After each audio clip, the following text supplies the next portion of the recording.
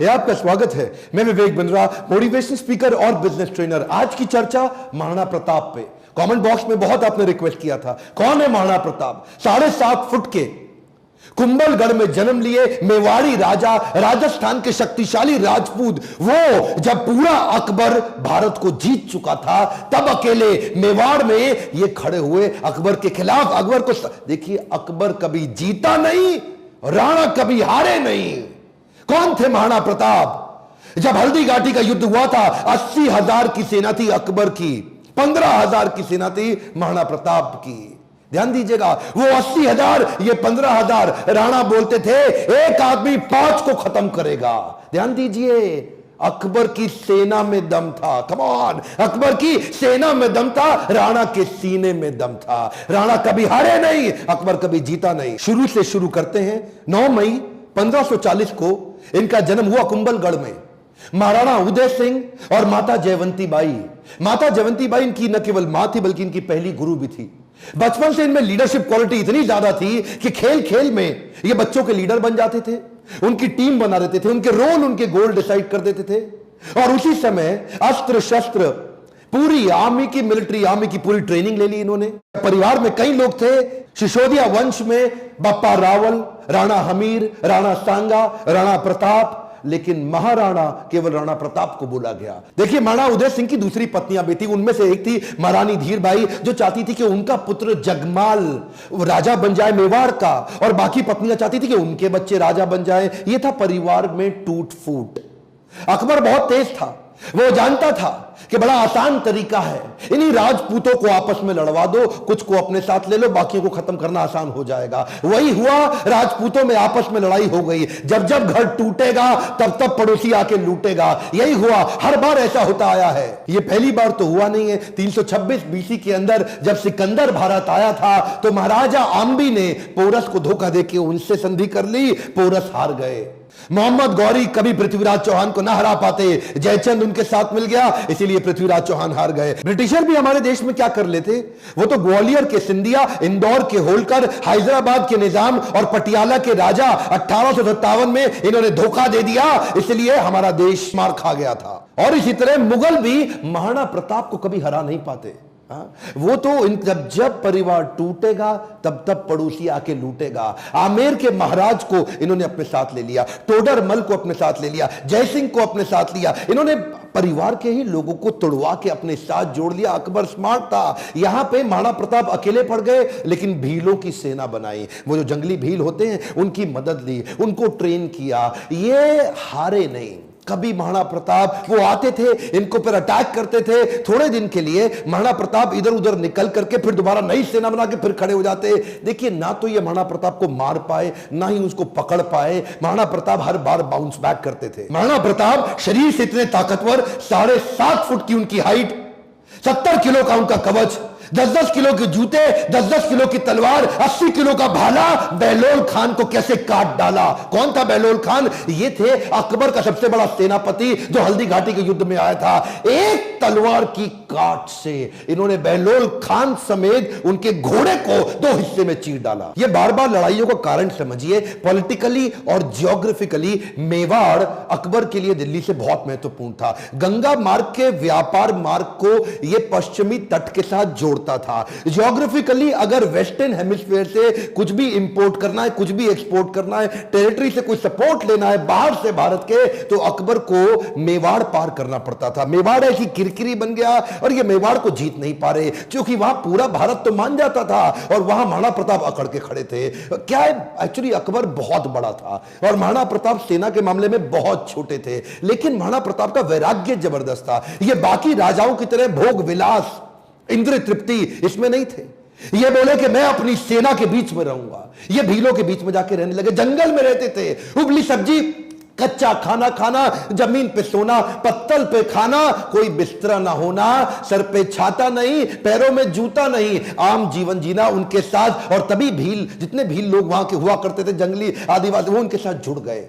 वो तन मन धन से जुड़ गए। वो कहते थे अगर आप कहें अभी गर्दन कटवा देंगे। अकबर इसीलिए घबराता था। अकबर ने कई बार कई लोगों को भेजा, इन्होंने टोडरमल को भेजा, इन्होंने राजा मान सिंह को भेजा, इन्होंने और हिंदू राजाओं को भेजा कि तुम जाके इनको समझाओ। जलाल खान, कोरची, भगवान दास सब आए। एक्चुअली 8 बार प्रपोजल लेके आए। एक प्रपोजल तो महाराणा प्रताप को क्या दिया कि आधा हिंदुस्तान तुम्हारे नाम कर देंगे, बस मेवाड़ हमारे लिए छोड़ दो, हमारा आधिपत्य स्वीकार कर लो। महाराणा प्रताप क्या जवाब देते? वो तो महाराणा प्रताप है।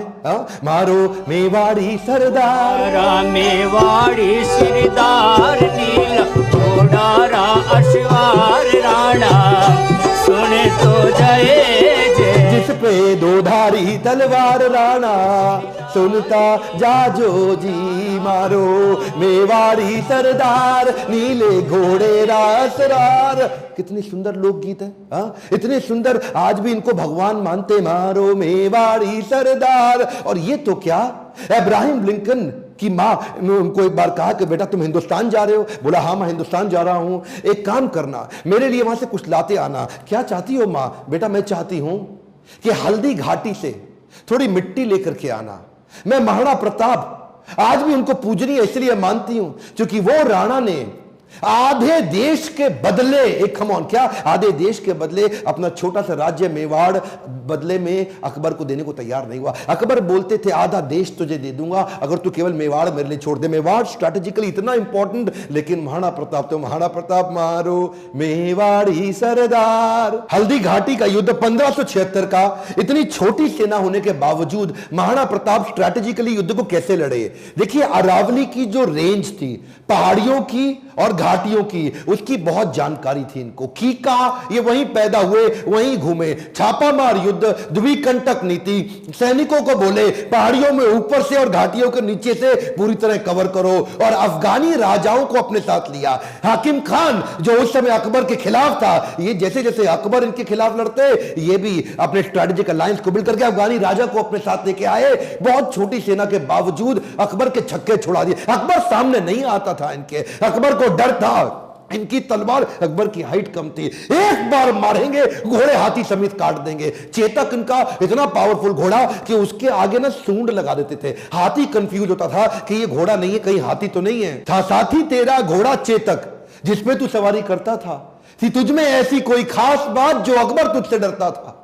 ये जो चेतक घोड़ा था, नीले रंग का अफगानी घोड़ा, ये एकमात्र ऐसा घोड़ा है जिसके ऊपर कई कविताएं बन चुकी हैं आज तक देश में। चेतक, इसको अपने पुत्र से ज्यादा प्रेम करते थे महाराणा प्रताप। वो युद्ध के दौरान उन दिनों हाथी की सूंड के आगे तलवारें लगी होती थी। जब ये छलांग मार के अपने घोड़े के साथ जा रहे थे तो उस तलवार से एक पांव चेतक का कट गया।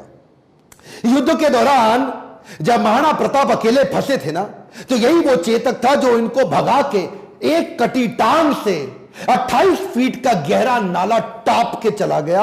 अपने राजा को पहले उसने बचाया और उस छलांग के कारण अपने प्राण त्याग दिए। और केवल चेतक ही नहीं, महाराणा प्रताप के पास एक हाथी भी था जिसका नाम था राम प्रसाद। राम प्रसाद की अहम भूमिका थी हल्दी घाटी के युद्ध में। इस रेख राम प्रसाद हाथी ने कम से कम 8 हाथी अकबर के खत्म कर दिए और कई घोड़े मार दिए। राम प्रसाद के आगे जो तलवार लगी थी वो बड़ी खूंखार थी। अकबर का पूरा फोकस था कि राम प्रसाद को किसी तरह अपने साथ ले जाऊं। अकबर ने 12 हाथियों का चक्रव्यूह बनाया और जो राणा प्रताप का राम प्रसाद हाथी, उसको कंट्रोल किया महावतों की मदद से और उसको किसी तरह अपने साथ ले गए बंदी बना के। ये राम प्रसाद, इस हाथी का बाद में नाम बदल के अकबर ने पीर रख दिया। और ये पीर हाथी, इसको 28 दिन तक अकबर बोलते रहे सब कुछ खिलाओ सब कुछ पिलाओ। राम प्रसाद ने सब खाना बंद कर दिया, अन्न जल का त्याग कर दिया। अपने राणा प्रताप से बिछड़ने के दुख में वो ना कुछ खाया ना कुछ पिया। 28 दिन के बाद वो राम प्रसाद हाथी जो कमजोरी के कारण इसने अपना शरीर त्याग दिया। क्या बोला अकबर? अकबर बोला जिस महाराणा प्रताप के हाथी ने मेरे आगे सर नहीं झुकाया, मैं उस महाराणा प्रताप का सर कैसे झुकवा दूंगा। 1580 में अकबर ने फिर ट्राई किया। इस बार अपने अब्दुल रहीम खान खाना, जो उनका सबसे शक्तिशाली सूबेदार, उसको सूबेदार नियुक्त किया इस बार अजमेर में। और क्या बोले, मैं तुम्हें जिम्मेदारी देता हूं कि तुम इस बार मेवाड़ को किसी तरह जीत के मुझे ला दो, मुंह मांगा इनाम दूंगा अगर महाराणा प्रताप को पकड़ लाए। इधर कुंवर अमर सिंह जो कि सेनापति थे महाराणा प्रताप के, उन्होंने अब्दुल रहीम खान खाना को कंफ्यूज करने के लिए शेरगढ़ के पास एक अटैक किया।